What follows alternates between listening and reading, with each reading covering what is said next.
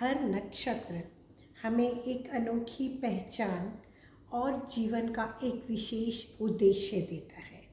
आपका नक्षत्र ही आपकी पहचान, आपकी ऊर्जा और आपके भाग्य का पहला संकेत होता है। आज हम बात करेंगे भरणी नक्षत्र के बारे में। जी हाँ, भरणी नक्षत्र जो कि शक्ति, धैर्य और परिवर्तन का नक्षत्र माना जाता है। दूसरे नंबर का नक्षत्र भरणी नक्षत्र, जिसकी की राशि मेष है और इसका स्वामी ग्रह शुक्र होता है। भरणी नक्षत्र में जन्म लेने वाले जातक जो होते हैं वो गहरे विचारों वाले होते हैं और उसके साथ ही साथ जिम्मेदारी उठाने वाले होते हैं। इंटरनली बहुत स्ट्रॉन्ग हुआ करते हैं वो लोग और किसी भी उसमें धैर्य का, किसी भी परेशानी में, मुसीबत के समय में धैर्य का काम लेते हैं, धैर्य का प्रयोग करते हैं।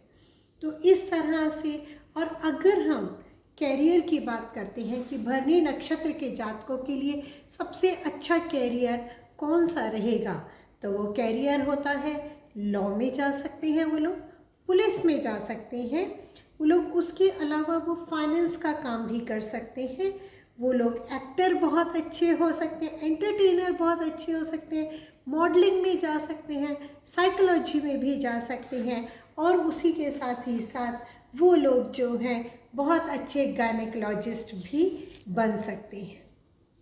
और ये लोग जो होते हैं, भरणी नक्षत्र वाले लोग जो होते हैं, इनको कोई भी काम जो जिम्मेदारी वाला दिया जाता है उसको ये बहुत ध्यान से पूरा करते हैं।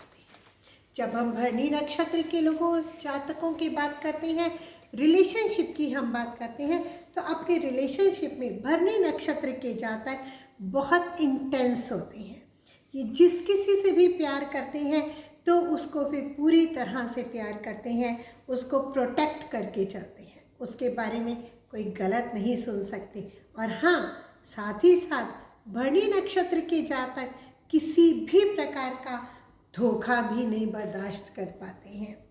अगर हम टैरो कार्ड्स की बात करते हैं तो जब से मैंने आपको बताया भरणी नक्षत्र परिवर्तन की बात करता है। टैरो कार्ड्स में द डेथ कार्ड जो है वो भरणी नक्षत्र के लिए उपयुक्त माना जाता है क्योंकि वो एक नई शुरुआत की बात करता है। इसी तरह से द एम्प्रेस कार्ड, क्योंकि ये शुक्र का कार्ड है तो इसीलिए द एम्प्रेस कार्ड जो है वो बताता है कि किस तरह से फीमेल पावर जो है, प्रोडक्टिविटी पावर जो है वो दिखाई देती है उसके अंदर। उसी के अलावा क्वीन ऑफ कप्स भी आता है और जो अगला कार्ड आता है वो आता है इसके अंदर, अगला कार्ड है द डेविल का।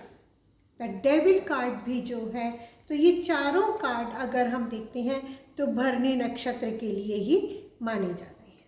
अगर हम अपनी बॉडी के चक्रास की बात करते हैं तो सैक्रल चक्र, जिसे हम स्वाधिष्ठान चक्र भी कहते हैं, जिसका स्थान नाभि के नीचे हमारे पेट की जगह होता है, वो चक्र जो है भरणी नक्षत्र को डिपेक्ट करता है और उसका मंत्र होता है, स्वाधिष्ठान चक्र के लिए मंत्र होता है वम।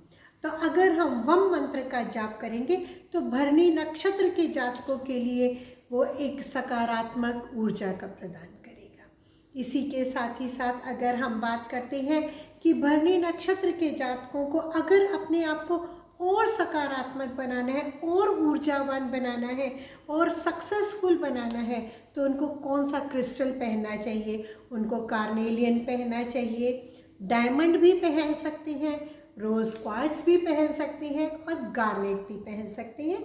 ये जो क्रिस्टल्स या स्टोन्स होते हैं ये उनकी इंटरनल ऊर्जा को, उनकी भावनाओं को बैलेंस करने का काम करते हैं, जिससे कि वो इंटरनली बहुत स्ट्रॉन्ग हो जाते हैं। अगर मैं आपको बताना चाहूँ कि भरणी नक्षत्र के जातकों के लिए कौन सा वैदिक मंत्र दिया गया है तो वो वैदिक मंत्र है आसान भाषा में ओम भरणय नमः। और इसी के साथ ही साथ अगर मैं आपको और स्ट्रॉन्ग मंत्र बताती हूँ, ओम इम ईम भरणी नक्षत्राय नमः। दोबारा रिपीट करती हूँ, ओम इम ईम भरणी नक्षत्राय नमः।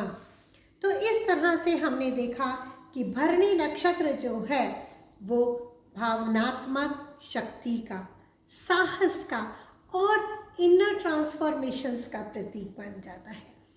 जब भी कोई परिवर्तन की बात आती है, कोई नई चीज़ हमारे सामने आती है या कुछ पुराना छूट करके कुछ नया मिल रहा होता है, तो उसमें हमें डरना या घबराना नहीं चाहिए। भरणी नक्षत्र के जातक जो हैं अपनी परछाई में से भी रोशनी निकालने की ताकत रखते हैं। तो इस तरह से भरणी नक्षत्र के जो जातक हैं उनके लिए है कि वो शक्ति का प्रदर्शन कर सकते हैं, वो इनर ट्रांसफॉर्मेशन बहुत अच्छा करते हैं। और भरणी नक्षत्र के जातक जो भी होते हैं वो जीवन के संघर्षों को भी अपनी शक्ति में बदल देते हैं। इस तरह से भरणी नक्षत्र जो है एक साहस का, इनर ट्रांसफॉर्मेशन का प्रतीक बन जाता है।